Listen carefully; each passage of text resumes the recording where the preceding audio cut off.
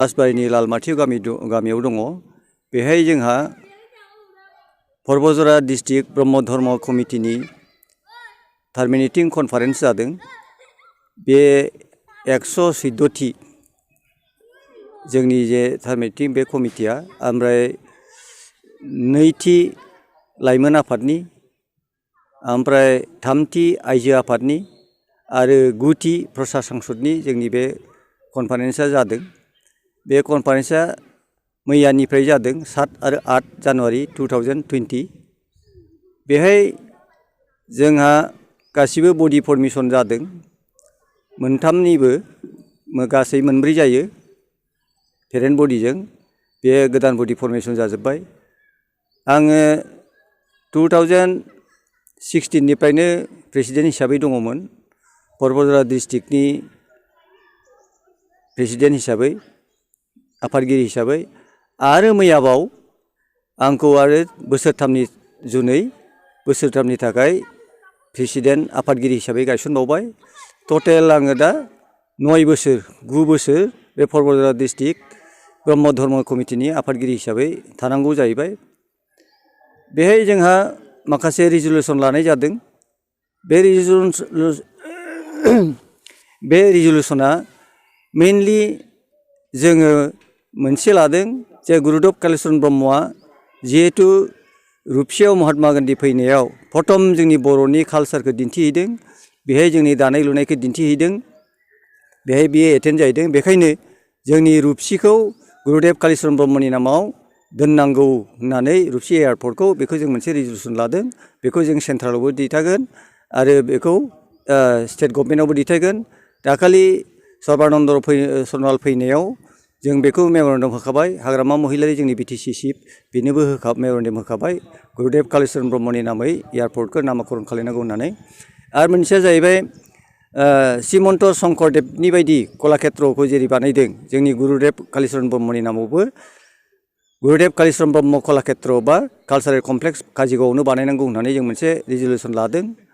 बेनिफ्राय जोङो जे 4 जानुवारिखौ जोङो गुरुदेव कालिचरन ब्रह्मआ जिहेतु साइमन कमिसनाव मेम'रेन्डाम होनानै बर'नि आइडेन्टिटिनि थाखाय, बर'नि ट्राइबेल डेभेलपमेन्टनि थाखाय, बर'नि पलिटिकेल सेफगार्डनि थाखाय जेनाखि डिमान्डफोर होदोंमोन, बे डिमान्डखौ गोसोखां सान हिसाबै लानो थाखाय जों 4 जानुवारियाव मोनसे जयग' होनानै बिथां मानगोनांखौ जोङो मोनसे गोसोखांनायनि मोनसे सान फालिनो नांगौ होननानै जों बेखौ रिजुलेसन लादों।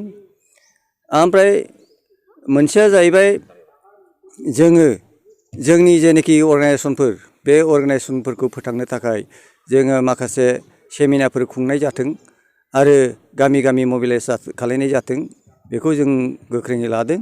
आरो माखासे जोंनि बे बर' जाथिनि गाज्रि हुदाफोर, जौ लोंनायखौ नागारनांगौ, हाबा हुखायाव जौ लोंनायफोरखौ नागारनांगौ, बेफोरखौ आगोलावनो रिजुलेसन लाखानाय दंखायो। आरो बे श्राद्धफ्राव फैसा सारनायफोर, बे गाज्रि हुदा, बेफोरखौबो जों नागारनांगौ होननानै लादों। जिहेतु गुरुदेव कालिचरन ब्रह्मआ जोंनि बर' जाथिनि डेभेलपनि थाखाय, उन्नतिनि थाखाय, बा जोंनि बर' जाथिनि सेफगार्डनि थाखाय, बा बर' जाथिनि इउनिटि डिसिप्लिननि थाखाय मानगोनाङा जोंखौ फोरोंलांदों। बिथांनि आदर्शआ जोंनि बर' जाथियाव गोहोम खोलैदों।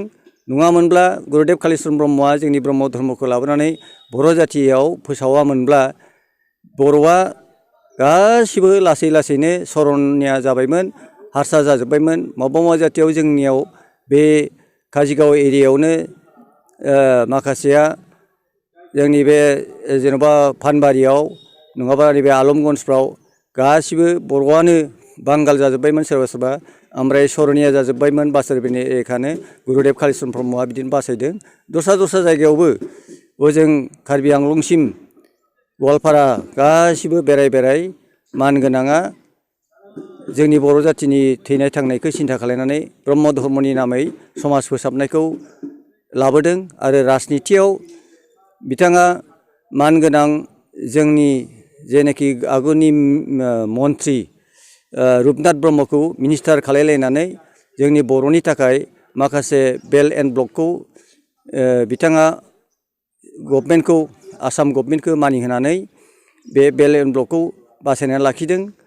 बेहायनो बे हिसाबै आरो बिथाङा डिमान्ड खालामबावदोंमोन बर'आ दा जों डिमान्ड खालामबाय थानायनि थालायबायदि एबसुआ एनडिएफबि बा जोंनि बिएलटिआ डिमान्ड खालामनाय बायदि गुरुदेबआ गोदोनो जोंनि जेनाखि बर'फोरनि थाखाय मोनसे रेजिमेन्ट नांगौ होननानै बिथाङा आगोलावनो डिमान्ड खालामदोंमोन। बेहाय खिन्थु जोंनि बर'फ्रा बे रेजिमेन्टआव बे फर्सआव बारा 200 जनानो थाङाखैमोन। दा बिदि मोनैनि थाखाय बे रेजिमेन्टआ फेइलार जादों। जिहेतु बिथाङा बै समावनो गासिबो सिन्था खालामखादोंमोन। फार्स्ट साइडनेसआ बे ओरैबायदिमोन जे बर'नि भबिसतआ बोरै जागोन, बर'आ माबोरै थांनानै थागोन, बेबायदिखौ सिन्था खालामनानै मानगोनाङा गुरुदेबआ साइमन कमिसनाव सारा इन्डियायाव साइमन कमिसनखौ रिजेक्ट खालामदोंबाबो गुरुदेबआ बेखौ रिजेक्ट खालामालाबानो शिलंआव थांनानै मेमरेन्डाम हैदोंमोन।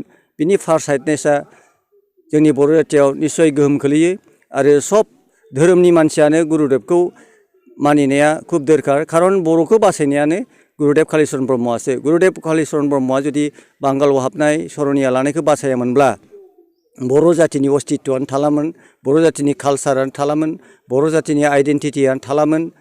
दा बेखायनो जों सानो